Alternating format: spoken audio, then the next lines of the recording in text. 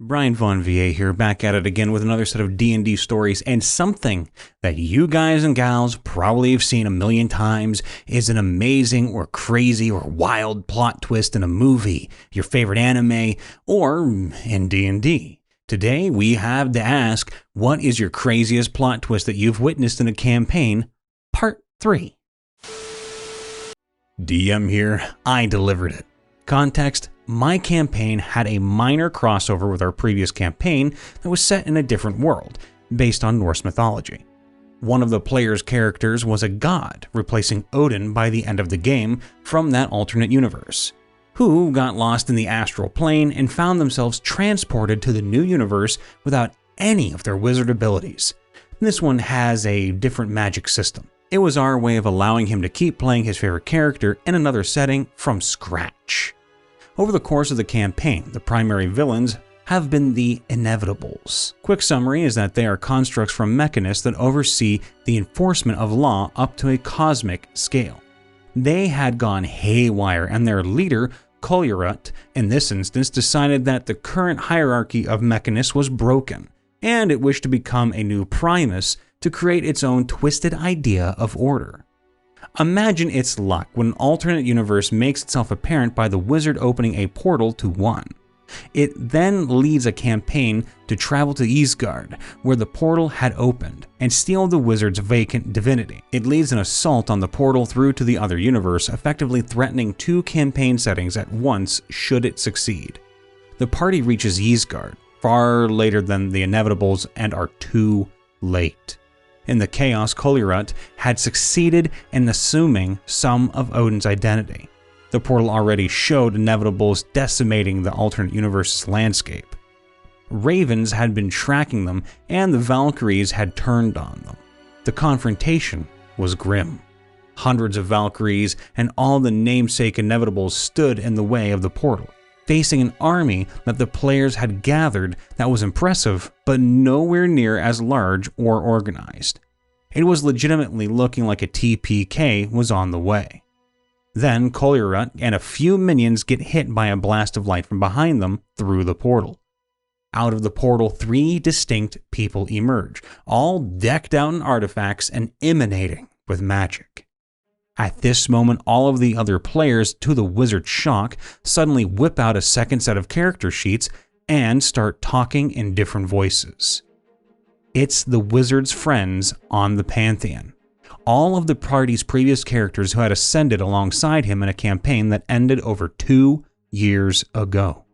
They had all come to his side, knowing what was on the other side of the portal and rushing to his aid to protect all of their own realm. This new mysterious one they hadn't seen before, and their dearest old friend. I had been keeping this twist secret from the wizard for months. I had been collaborating with all the other players to ensure that their characters would be correctly represented after their ascension to godhood, giving them context for what they would have seen and so on. Only the wizard himself had no idea this was coming. With fresh divine support, they were victorious, and Koljarut was destroyed, leaving the command structure leaderless and immediately ending the war.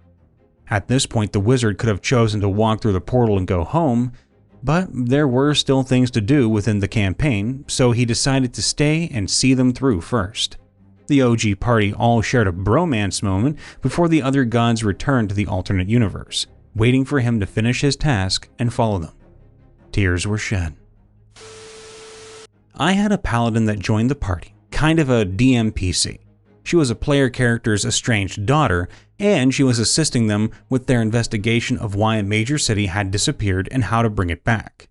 Over the course of the game, she helped them in fights, was a valuable resource for information, and generally assisted them. The party then used the MacGuffin they needed to restore the city and docked there for a day or two for some shopping, leaving the paladin to guard the ship as she had done a few times before. When the party got back to the ship, the paladin was missing, and so was the MacGuffin. Turns out, she had been a spy for a particular religious order that had been instructed to seek out and obtain sources of magical power for safekeeping. The look on the players' faces when they realized they had been betrayed. This isn't a campaign plot twist as much as a twist on a couple of the PC's backstories. But I thought it was a cool little bit of world lore I could add in to really engage the players. In a campaign I ran back a couple years ago, 3 of my PCs were from Calamshan. 2 of them, a tiefling woman and an elf man who was a bond servant to the tiefling woman's parents, lived together in a village near the forest of Mir. The tiefling and the elf grew up in their village having heard this legend about a woman named Sky. The legend said that in a nearby human village long ago lost to time, there lived a woman who was saved from death by a spirit from the forest. For years the woman told the people of her village of the spirit, but no one believed her. The people of the village mostly assumed she was a little crazy, but she still spent every day going to the edge of the forest to speak to the spirit. However, the spirit didn't appear again. For many years she did this, even after marrying a man from the village. No one believed that this spirit existed, except her. During the birth of their child, the woman became seriously ill. The village healer said that either her or the baby would die from this birth. She told her husband to take her into the forest, but he laughed it off. She kept insisting, however, and eventually he relented, thinking that if she died, at least she would die where she always seemed to be happiest. Imagine his surprise when he brought her into the forest and the forest spirit appeared and healed her. She gave birth to a healthy baby girl, whom they named Sky because it was the first thing she saw when she was born. When Sky was old enough, the mother began bringing her with her out to the forest to talk to the spirit. But the spirit never appeared. Soon after Sky became an adult, her mother became ill and died.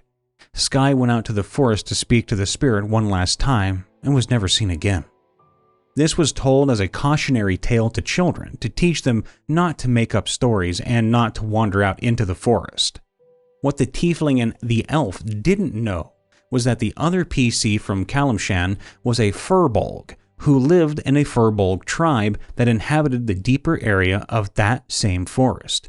And the legend of the forest spirit was about him. His character was the spirit. He had healed the woman giving birth, and Sky was his character's lover. After her mother died, Sky came out to talk to the furbolg that her mother had told her about one last time, thinking her mother was indeed crazy and intending to stop visiting the forest now that her mother was dead. While she was speaking seemingly into the void, she heard something move and decided to pretend to leave so she could sneak back into the forest and see what it was. She ended up finding the furbolg, and the 2 of them eventually became lovers. Unfortunately, Sky was killed when their village was destroyed by drow invaders. She didn't disappear into the forest. His character watched as an arrow pierced her heart as she was fleeing into the forest to try to get to him, which killed her instantly. When the furbolg's player revealed his character's backstory to the tiefling, almost a year into the campaign, the tiefling's player was dumbstruck. They had no idea this bit of legend I had given their character was anything more than just filler. The machine god once sent an army of his clockwork creations along with his followers to finally finish a 1,000-year war with the flesh god and his grotesque abominations of flesh. A woman whom the main character who we called Andrew, yes, I know, very OG name, was constantly seen at the church, and they've bonded a lot. After crossing a great river of blood and a vast forest of arms that would constantly grab you, then make you a part of the forest, they arrived at a vast mountain thrice the size of Everest. And so the flesh god took on the appearance of a dragon with a tail so long it wrapped around the world. After an attempt to convince it to change its ways, it eventually became extremely hostile and reduced the mountain to mere rubble. Let's just say the flesh god was slayed with a holy relic. The flesh god's head, yes, just a head, survived and was kept in the center of a fleshy cave burrowed deep underground. As it turned out, the one who resurrected him was the same woman from earlier through a complex ritual involving very extreme gore. In the 5th edition campaign I am running, we had a warlock who made a pact with the Great Old One. I know the player had no idea what this was, and the core rulebooks don't say very much about the patrons on purpose. I'm sure he, the player, picked it because it sounded cool. All he knew was that at some point in his character's backstory, she came into contact with a being of ineffable power, and it shattered her mind. She blacked out and everyone around her was dead when she woke up, and she had these crazy powers. Now, most DMs recognize that this is a nod to the lore of H.P. Lovecraft and run the Great Old One as some kind of psychic horror creature from that mythos. But I decided to go Lovecraftian still, but a different route. I decided that my Warlock's patron was herself from the distant future. A version of herself in an alternate timeline who had unlocked the secret of immortality. This alternate self regrets the choices she made and is trying to undo them through some time-bending shenanigans. However, the patron can't just come out and talk to the Warlock. Last time she tried that, it was catastrophic. So she drops hints all along as the campaign goes on in the form of dreams and dissonant reflections. Eventually, the Warlock found a bizarre tome in which was scrawled a message. With enough strange aeons, even death may die. Not a player, but the DM that's planning to sort of do a plot twist for a character. But I'll provide a little context first. My world's lore is that 1,200 years before the current campaign, all the ancient elemental dragons were sealed away, but not destroyed. In the current campaign, the players are beginning to learn of rumors of dragons being released, but we had to take a 1-month break because of players' job and scheduling. So, during the 1-month break, we decided to hold a mini-campaign that took place during the war with the dragons 1,200 years ago. 2 of the players are from the campaign, and one of them, we'll call him Bob, is new. The 3 players in the mini-campaign play as high-level characters, basically heroes during the war. Bob plays a Minotaur named Alistair, a barbarian level 18. Fast forward now to 1 month, and we're going to resume the main campaign, and Bob is joining as a player. He wants to play Alistair, the legendary Minotaur, but to scale down to the party's level 9. He's going with amnesia. Here's where I plan to make a twist. Bob thinks he's going to be playing the legendary Minotaur, but what I have planned is that this level 9 Minotaur has been experimented on with magic and science. Someone wanted to create a clone of their legendary Alistair, injecting Alistair's memory into this level 9 Minotaur. So throughout the campaign, Bob will have Alistair's memories, but at the same time, the memories of the original level 9 Minotaur. So I'm hoping the player will be like, what the fuck is going on? Is this Alistair's old memories, or what the fuck is happening? Hey everybody, Brian Von VA here, just checking in after the vid as I usually do. Make sure to leave a like, to subscribe, to ring that bell to get notified when we post or go live, and if you want to catch us live, do so on Twitch. Links are going to be in the description below. If you want a little bit more content that is TTRPG related but a little bit different than what we have here, check out our sub-channel, Riptovia. And of course, if you'd like to submit a story to us, you can do so on our subreddit r/MrRipper. Links will be in the description below.